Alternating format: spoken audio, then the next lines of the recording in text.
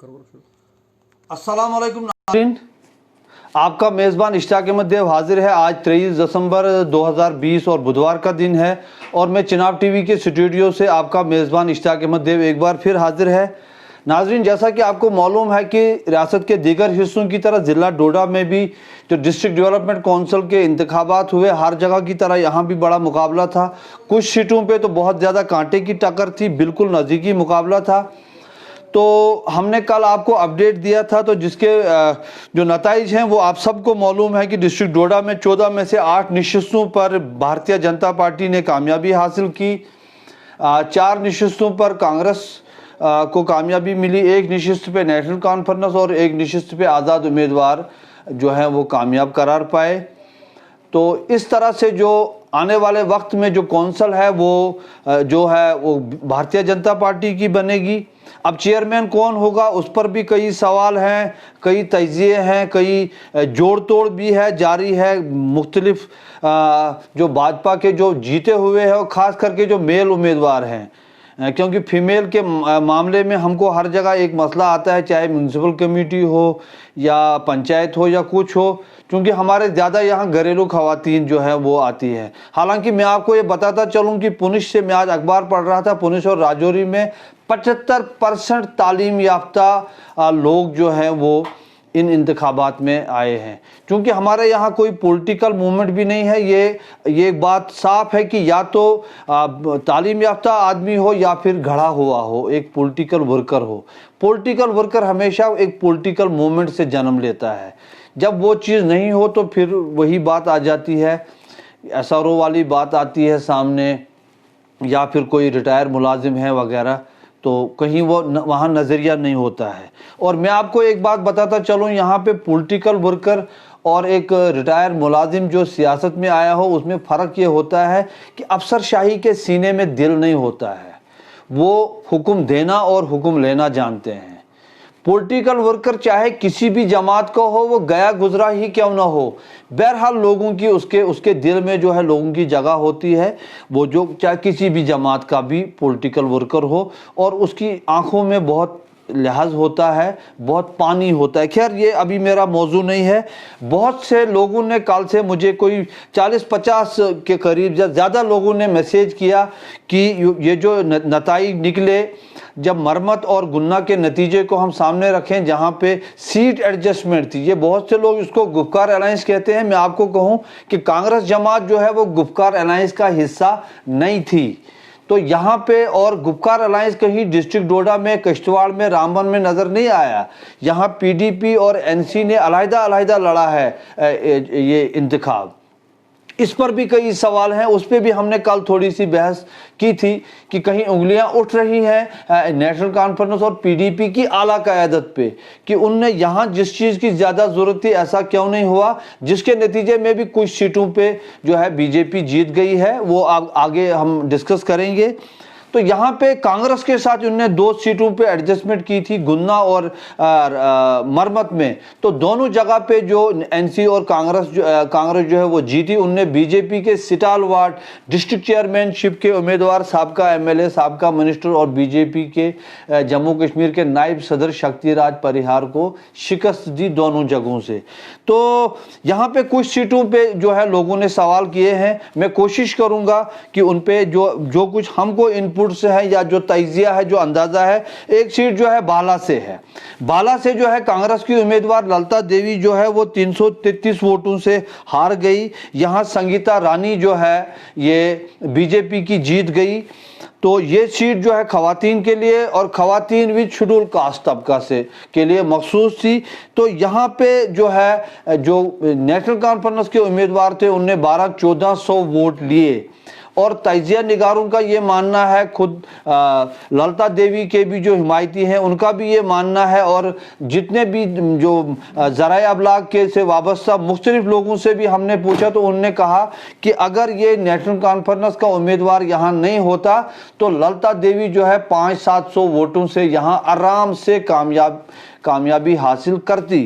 तो इसमें अभी मैंने पहले भी एक जो लाइव एक वीडियो दिया था जिसमें चेयरमैनशिप के हवाले से यदुवीर सिंह की बात आई थी, तो कहीं ना कहीं मतलब ये है कि वो असरअंदाज रहे बाला में, किसी भी तरह से वो वहाँ से नेशनल कॉन्फ्रेंस के उम्मीदवार को खड़ा रखने के लिए और कांग्रेस के उम्मीदवार को हरवाने के लिए कुछ पुराने दोस्तों वगैरह से मदद ली।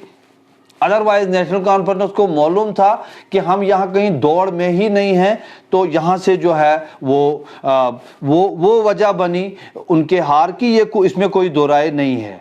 अदरवाइज मैं आपको कहूं कि अगर कांग्रेस 2 सीटें और लेती तो नेशनल कॉन्फ्रेंस का ये फायदा आता कि उनका जो एडवोकेट सईद आसिम हाशमी था, एक सीट पर भी वो चेयरमैन बन सकता था। इस कंटेस्ट में भी कुछ कार्नर्स से बात हो रही थी, तो लेकिन बहरहाल ये सियासत है, यहाँ पे कुछ भी चलता है। तो दूसरा, कुछ लोगों ने सवाल किया काजीगढ़ के बारे में। तो काजीगढ़ में जो है संतोषा देवी जो है वो जीती है 1387 वोटों से। तो यहाँ अनुराधा जो है वो कांग्रेस की कैंडिडेट थी, अनुराधा पहले बीजेपी के साथ थी। तो यहाँ 2 सवाल आए लोगों की तरफ से, क्या कांग्रेस का जो अनुराधा को मैंडेट देने का डिसीजन था वो दुरुस्त था या गलत था, और दूसरा यहाँ पे क्या यहाँ भी नेशनल कॉन्फ्रेंस के जो उम्मीदवार थे उनकी मौजूदगी की वजह से अनुराधा की शिकस्त हुई।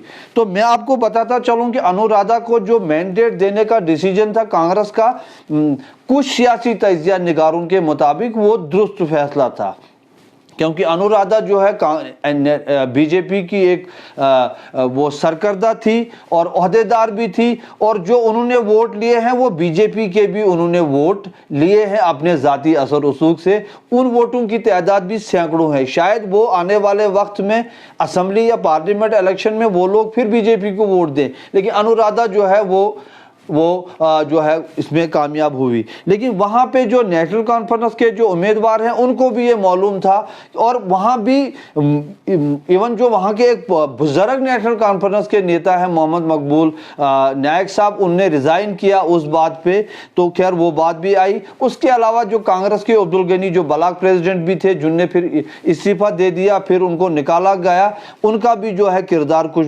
मशकूक रहा, जो कांग्रेस वाले जो एलिज करते हैं, तो वो वजह बनी। तो उसके साथ ही कुछ लोग जो है भागवा से पूछते हैं कि भागवा से जो संगीता रानी जीती है, भागवा से जो कैंडिडेट जीता है बीजेपी का, तो उस पे क्या नेशनल कॉन्फ्रेंस की मौजूदगी से उसका नुकसान हुआ? तो मैं आपको ये बताता चलूं कि अगर नेशनल कॉन्फ्रेंस का उम्मीदवार वहां नहीं होता तो बीजेपी जो है ज्यादा वोटों से जीत जाती, क्योंकि नेशनल कॉन्फ्रेंस का जो उम्मीदवार था उन्होंने जो वोट लिए वो बीजेपी के लिए है। और उसके अलावा भी बीजेपी के 2-3 ऐसे कैंडिडेट थे डिसीडेंट कैंडिडेट, क्योंकि वहां भागवा वर्सेस क्या नाम वो देसा का जो है वो जो सब रीजन है वहां पे वो थी, देसा वाले चाहते थे हमको मैंडेट हो, फिर वहां 2-3 कैंडिडेट थे, तो वो फिर इंडिपेंडेंट उठे, तो बीजेपी का जो है 10-1500 का वोट वहां जो है वो नुकसान हुआ उस वजह से। तो मेरे ख्याल में नेशनल कॉन्फ्रेंस ने जो भागवा से कैंडिडेट खड़ा किया उसका कांग्रेस को नुकसान नहीं हुआ। अलबत्ता कांग्रेस की जो अपनी मेहनत थी कहीं उसमें खामी रही। हालांकि कांग्रेस वालों कुछ लोग कहते हैं कि मैचार और भाटा से हमको वोट नहीं आए, लेकिन आए हैं, लेकिन वजह जो कुछ भी रही है बहरहाल वो कर रहे होंगे। लेकिन मेरा कहने का मतलब यह है कि वहां नेशनल कॉन्फ्रेंस की मौजूदगी से कांग्रेस को नुकसान नहीं हुआ भागवा में। तो मैं आपको बाला का मैंने आपको बताया, काजीगढ़ का मैंने बताया आपको, फिर गठ में जो है जो नेशनल कॉन्फ्रेंस की जो उम्मीदवार थी, तो मुझे लगता है कि पार्टी के अंदर भी लोग जो हैं उनके हक में नहीं थे उतने ज्यादा। तो कांग्रेस की चूंकि वो अब्दुल मजीद वानी का भी वो होम कॉन्स्टिट्यूंसी है, फिर 2 पंचायत वो सरपंचों के भी 2 इलेक्शन होने थे, तो वो भी वहाँ पे, तो वो तमाम चीज़ें मिल गई। और बीजेपी के भी जो वोटर थे वो नाराज़ थे। बीजेपी डोडा में एक बात जो थी वो इंडिजीनियस यानी कि लोकल और नॉन लोकल का थोड़ा सा वो इशू रहा। फिर एक ही उम्मीदवार 2 हलकों से लड़े, तो वो चीज़ भी उनको नुकसान कर गई। लेकिन एनी हाउ जो है इधर गढ़ ब्लॉक में भी नेशनल कॉन्फ्रेंस की होने या न होने से इंतखाबात के उस नताइज पे असर नहीं पड़ा। अलबत्ता थर्ड ट्री में अगर कांग्रेस ने और दूसरे पीडीपी वगैरह, हालांकि पीडीपी ने कम वोट लिए, लेकिन अगर उनने एनसी को वहाँ सपोर्ट की होती तो कहानी जो है मुख्तलिफ हो सकती थी। तो यही हाल है आपके भदरवा वेस्ट में। अगर भदरवा वेस्ट में जो कांग्रेस के जो डिसिडेंट कैंडिडेट थे शबीर खान, तो उनकी जो बाहर रहने से जो है कांग्रेस को नुकसान हुआ है। लेकिन ये बाला और काजीगढ़ सीट में 2 और 2 4 है, उसकी बड़ी वजूहत है। हालांकि वो क्योंकि यहाँ मुख्तलिफ कार्नर से लोग होते हैं, बाला से वजह क्या बनी, वो जो सियासी शोर रखते हैं लोग, क्योंकि मुख्तलिफ चीज़ें हैं, मुख्तलिफ लोगों की मुख्तलिफ खामियां हैं। कुछ लोग जो है सियासी जमातों में महज शेल्टर के लिए आती है, अपनी करप्शन बचाने के लिए आते हैं, उनके जो स्कैंडल वगैरह होते हैं, और वहाँ पे अब अगर उनकी मौजूदगी से बीजेपी को फ़ायदा होता है, जो हुक्मरान जमात है मरकज़ में भी यहाँ पर भी, तो उससे वो है। लेकिन ये जो है कहानी है।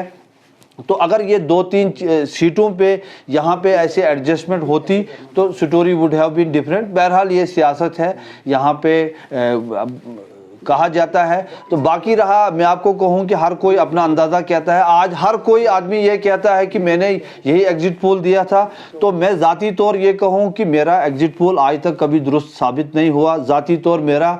तो आज भी मेरा एग्जिट पोल जो है वो गलत ही हुआ। जो मेरा अंदाज़ा था, जो मैं नतीजे देख रहा था, वैसे नतीजे यहाँ नहीं रहे। तो खैर ये चीज़ें चलती, हम आपसे मिलते रहेंगे इंशाल्लाह।